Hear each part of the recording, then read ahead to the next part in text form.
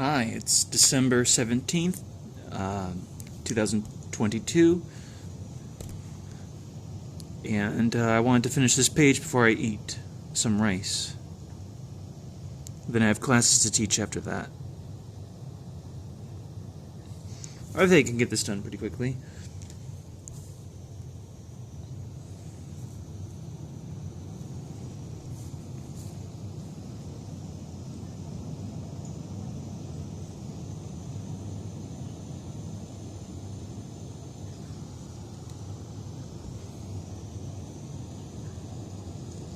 I meant to use the other pen.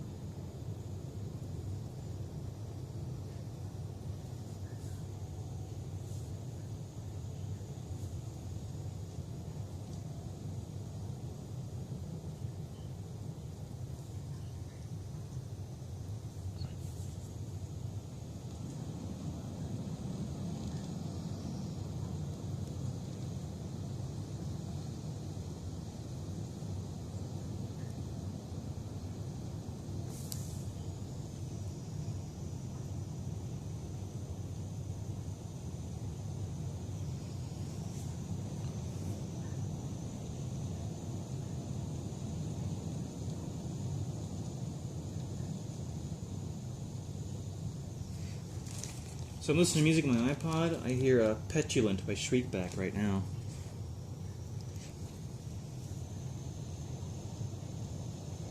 I was supposed to do a lot of stuff today, but every person I was supposed to meet had to cancel for different reasons. Or everything I had to do got canceled for different reasons.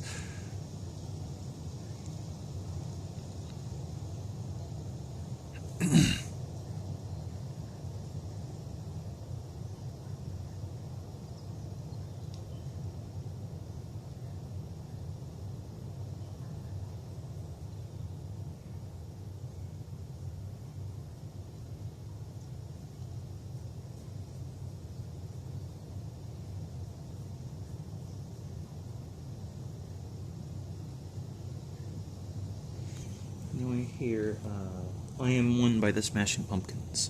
This is the first CD I ever owned. I had a bunch of cassette tapes, of course, before I got my first CD.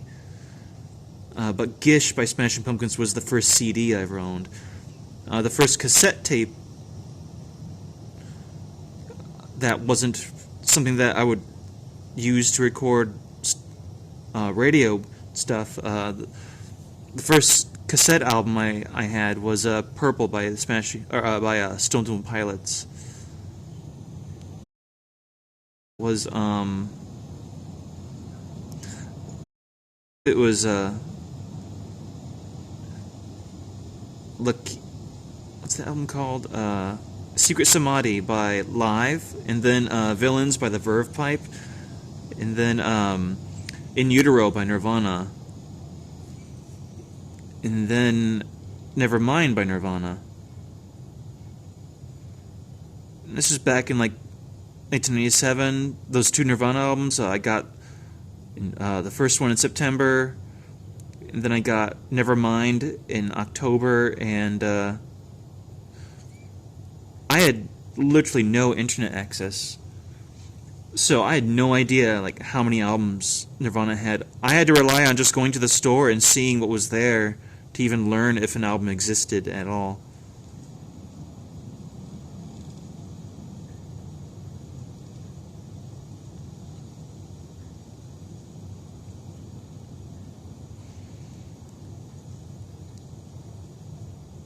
I had no internet, I didn't have any access to music magazines. I was like 11 and 12 at this time. Like 11 was the year when I really started to discover music. And at the time I was giving like basically all music a chance and realized that there was a lot of stuff that I liked and a lot of stuff that I thought was fucking terrible. I would watch the MTV music video segments. Usually they would be like 2 hours long, and I remember in 5th grade I was always hoping they'd play another Nirvana song.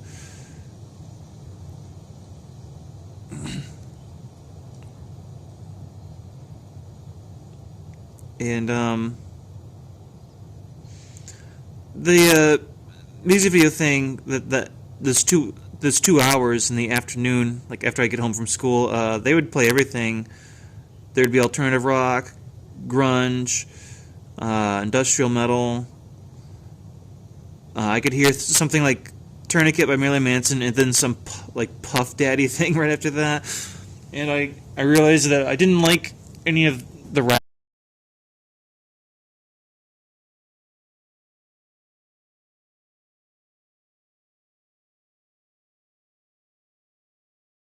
The more I liked it.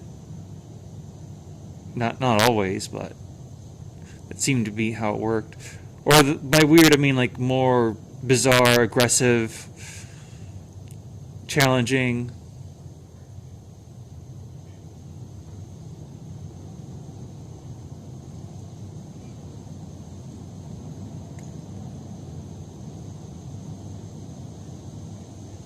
So I was listening to Nine Inch Nails and Alice in Chains and Nirvana, Smashing Pumpkins, Prodigy, Marilyn Manson, Rook Assault, stuff like that. I don't know why challenging is the word I picked. Guess it'd be challenging to some people.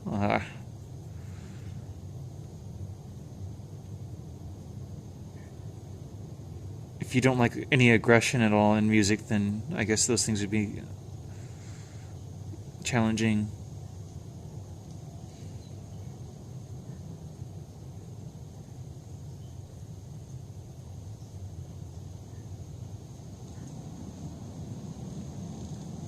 Now I hear Databank A, the song Empty.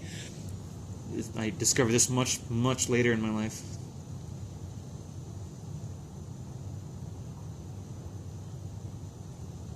So let's see, I've got a bunch of appointments today for the education platform I work for. So 3:30, 6:30, 7.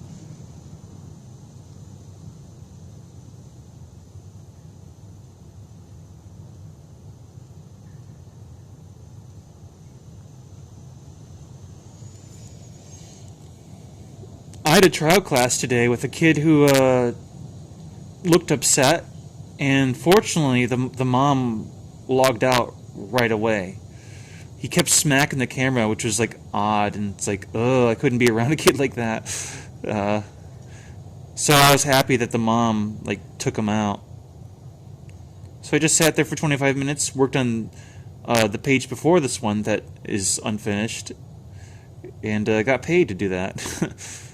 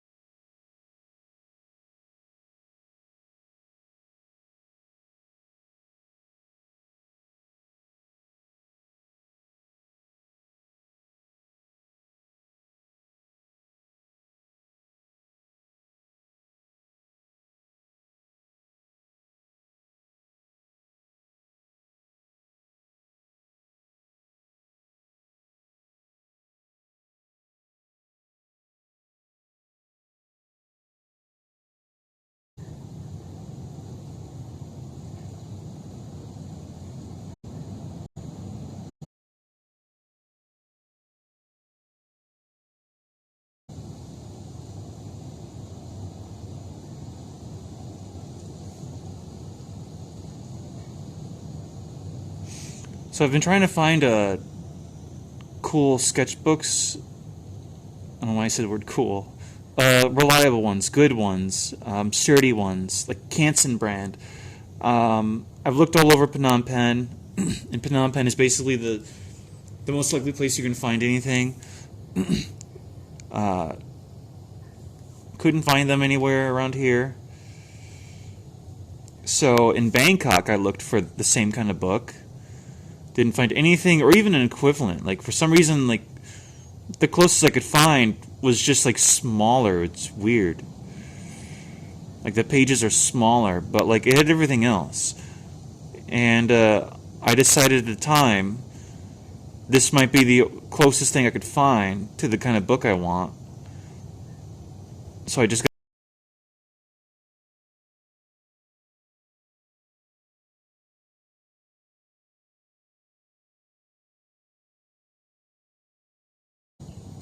If they know where to go in Ho Chi Minh to find stuff, because I might be going to Ho Chi Minh this Friday, only for a couple days.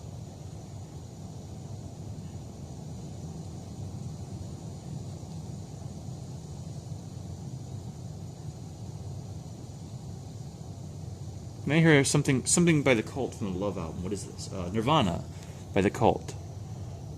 I remember finding this CD at Monster Pond in October 2006. I always liked She Sells Sanctuary, and when I finally like really listened to Fat Man from the Mick Mercer Gothic Rock compilation, I really fell in love with Southern Death Cult.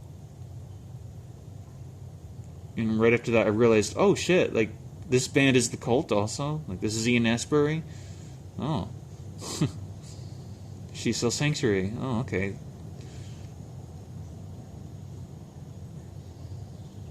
And I like the early Cult and Southern Death Cult a lot. And I mentioned that in my last stream, too. Because I tell stories of the music that I hear in my iPod. And I constantly reflect on the music, whether out loud or by myself. If I'm just quiet, sometimes I'm just thinking about music and why do I like this? How did I find this song? So on and so on. I figure if I can quantify it, if I can articulate it somehow, like express why I like the music I like, then maybe it'll make it easier for me to find the music that I like. But maybe no one can do that for their own tastes. At least not the way I picture it. Like if I could just find the right label that would somehow make it easy to find the kind of music that I enjoy the most. The right word, and that finding this word, I'll find this word, this name, and type it into Google, and I'll find some sort of like treasure box of just tons of cool stuff, but it doesn't really work that way. Still, it's kind of fun to try to reverse engineer my musical taste. To figure out, like, where did this come from? How did I find this?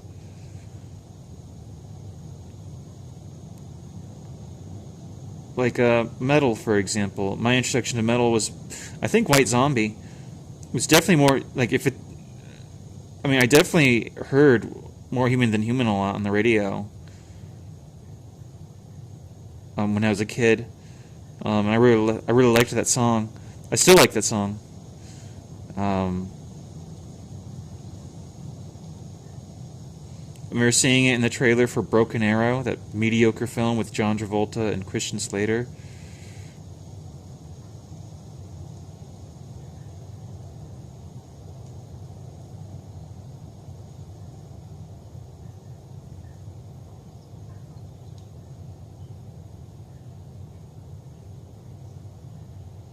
And my mom would listen to Ozzy Osbourne, Black Sabbath, Def Leppard for the glam side.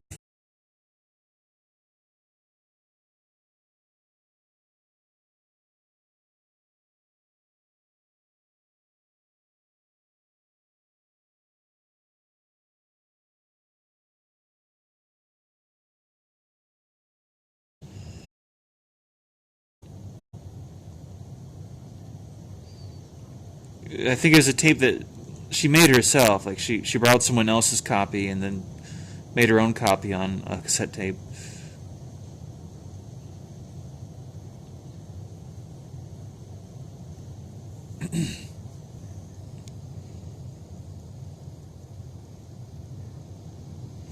I remember one song I really liked when I was like 8 years old was "I Can't Dance" or "We Can't Dance" or whatever it is by Genesis. And when I hear it now, it's like really boring and empty. But for some reason, when I was a little kid, like 8 years old, I liked that song a lot.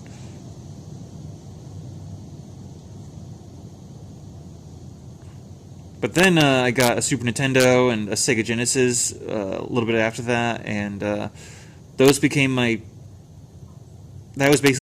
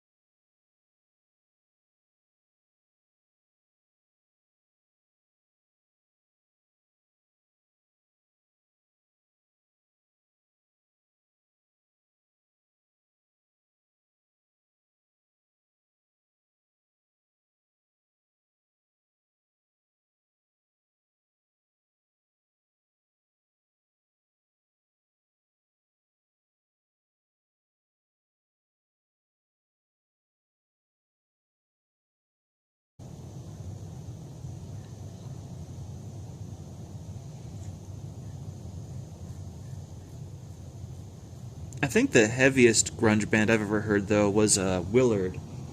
They have this album from 1992.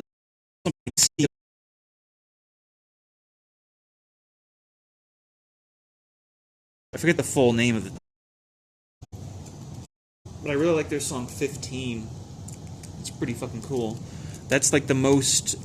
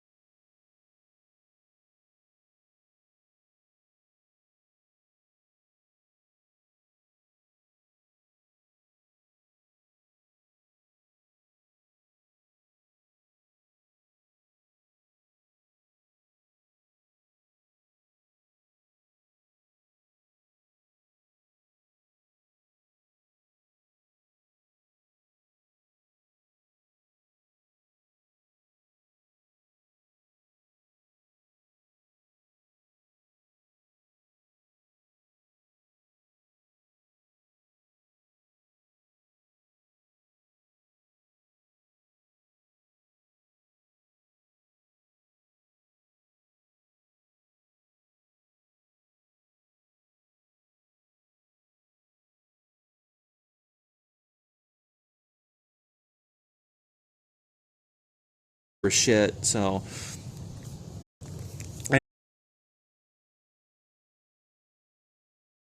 uh, obviously, I don't remember those experiences. My dad wasn't close to her though, and I found out later after he died that it's because she was a pedophile and she molested my dad when he was a little kid.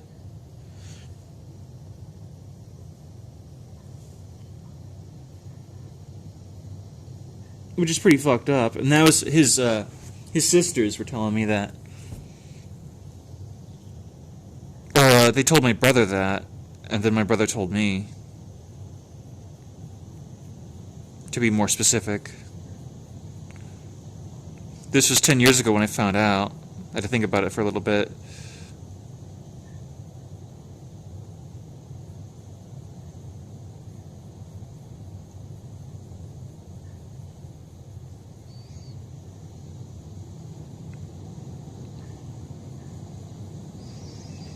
So I'm kind of glad I didn't get to know her.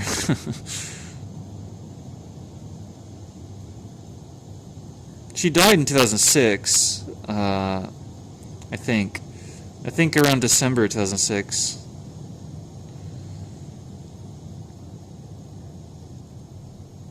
And me and my younger brothers were so distant from her that, like, my brother AJ just sent me a message, like, oh yeah, by the way, Dad's mom died. Like, just sort of like like a really quick message in the middle of a conversation. Oh, by the way, this happened. Like, oh, that sucks.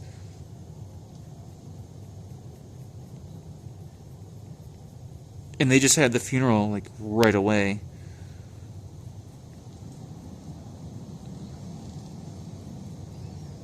And my little brother AJ told me that he saw like a strange reaction from my dad, and he didn't know my dad was a victim of that at the time. So he said that he thought Dad looked sad, he was crying, but that Dad also looked relieved.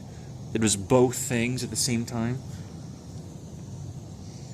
Which, I mean, knowing what we know now, that makes sense. That he's crying, yet he felt relieved that she was dead. And this is how my brother described it.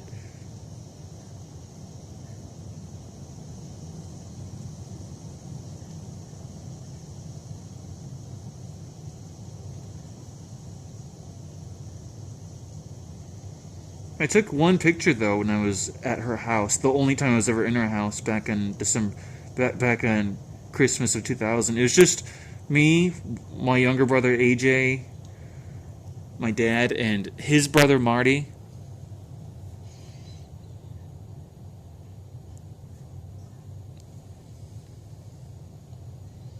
Uh, AJ's mom and our other brother Dane.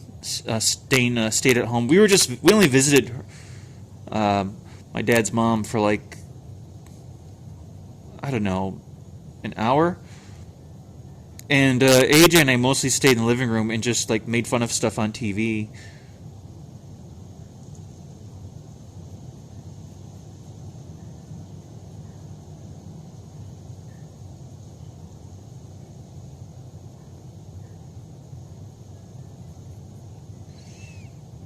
I remember they played a commercial for some Beatles compilation that was coming out around December 2000. Like, that's when the compilation was coming out, and AJ commented that he didn't understand how people could listen to that kind of music. I was like, well, that Type of Native wouldn't exist without that. But he was 10, so I don't expect a 10-year-old to like appreciate musical history or anything like that. I expect a 10-year-old to have a closed-minded view of music, and I was surprised that he even liked the Type of Negative stuff. Maybe it's because I played it so much. I would expect most 10-year-olds to like not be into it. Like, I mean, I heard Type of Negative for the first time when I was 11.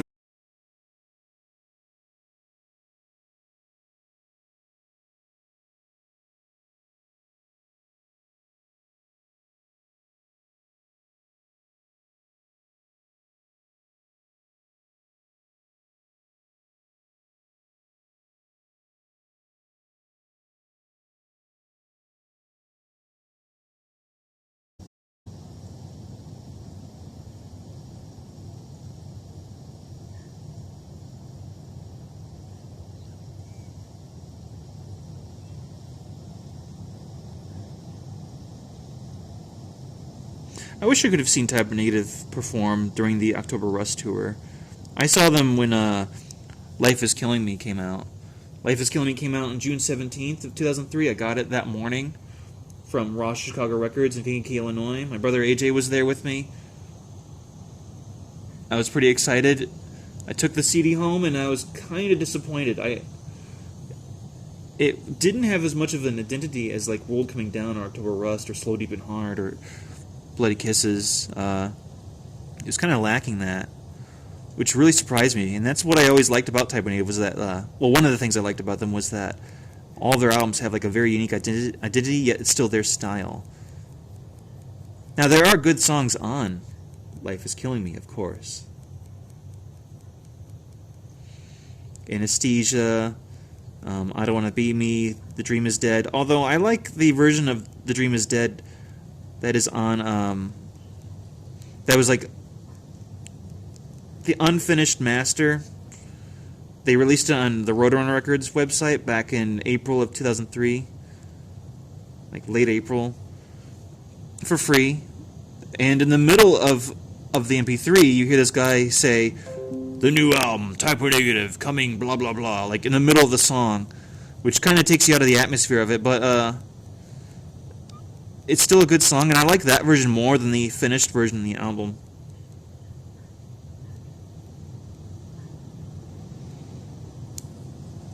That version of The Dream is Dead. And I remember people, they wanted to title the album The Dream is Dead, but I heard that some morons thought, oh, are they quitting? Are they going to break up after this? Like, they're done? And I remember thinking, it's just an album title. I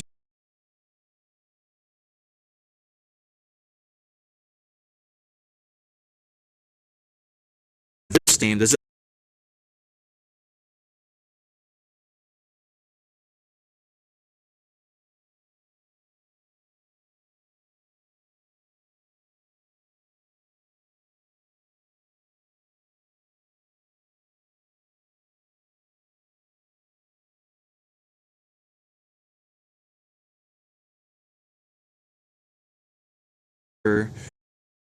kind of feel like talking now?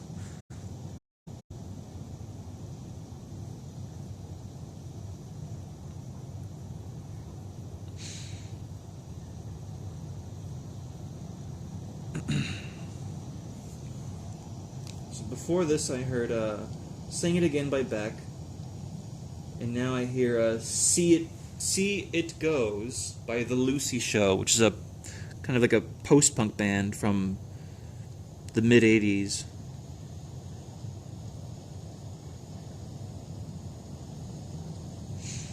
I heard this for the first time, I think around late December 2016. I was working for AFNI. I was a slave for Verizon. God, I hated that fucking job. Worked in a shitty call center for 3 years. Full of racism and stupidity and strange rules they would change every week without even telling us that there are new rules. And uptight weirdos who would enforce like some of the rules because they didn't have lives and AFNI was all they had. So some people took their jobs way too seriously. Some of the supervisors especially.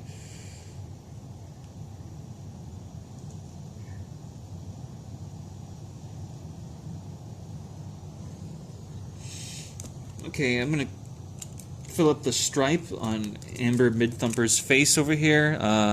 Just take a second. Alright, and this page is done, finally.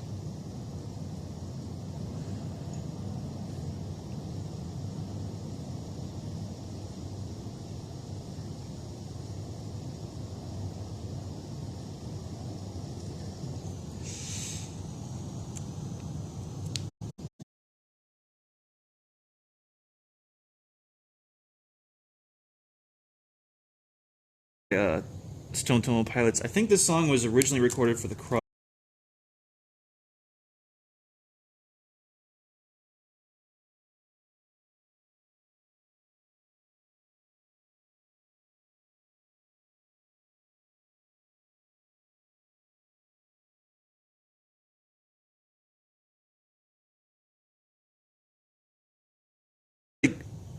On television, like probably censored. I've never seen the movie uncensored. I only saw it that one time on TV.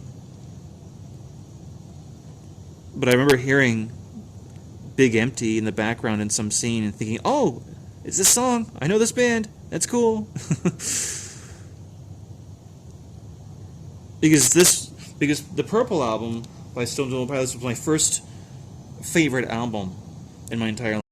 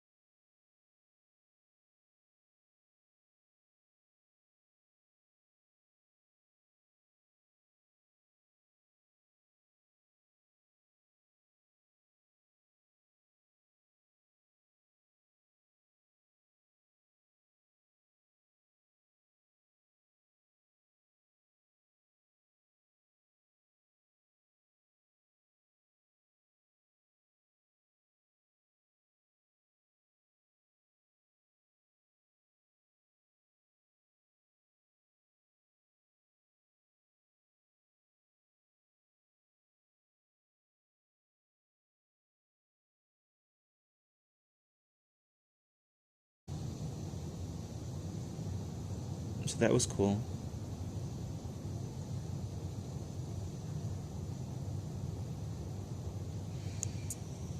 And so back to that Only Dying song. I didn't hear that song until I think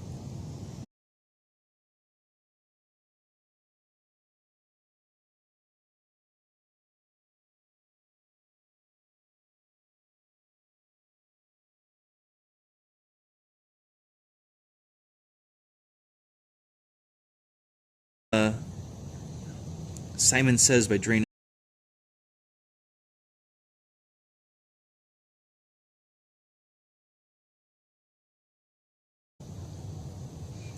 which was when Drain STH released their second and final album. It's kind of unfortunate that they split up. It was kind of cool having another female metal band around. I suppose they stuck around. Kitty wouldn't have been asked all those dumb questions like, "What's it like to be a woman in a metal band?" Over and over again.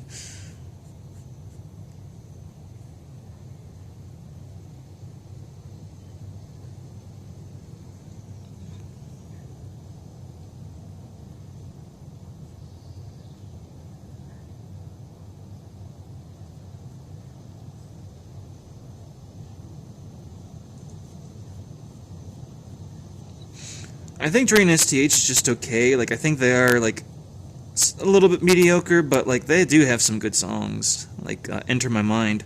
It's probably my favorite song by them. And, what is it? I Don't Care, I think is another song, or is that what it's called? From their first album. And, like, there's decent stuff on Freaks of Nature also.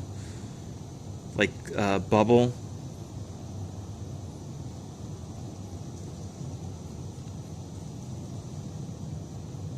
But it's still, like, a little mediocre.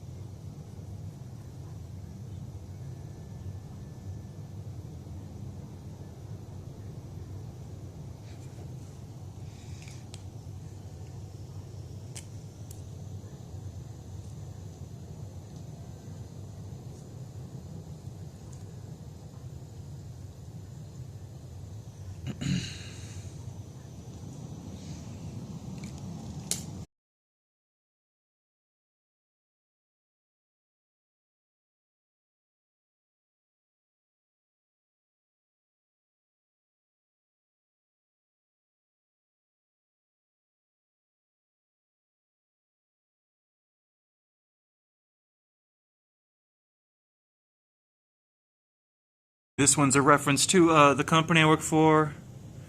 I don't like them. Alright, well, have a good meow, and I'll do another stream probably later today. Bye-bye.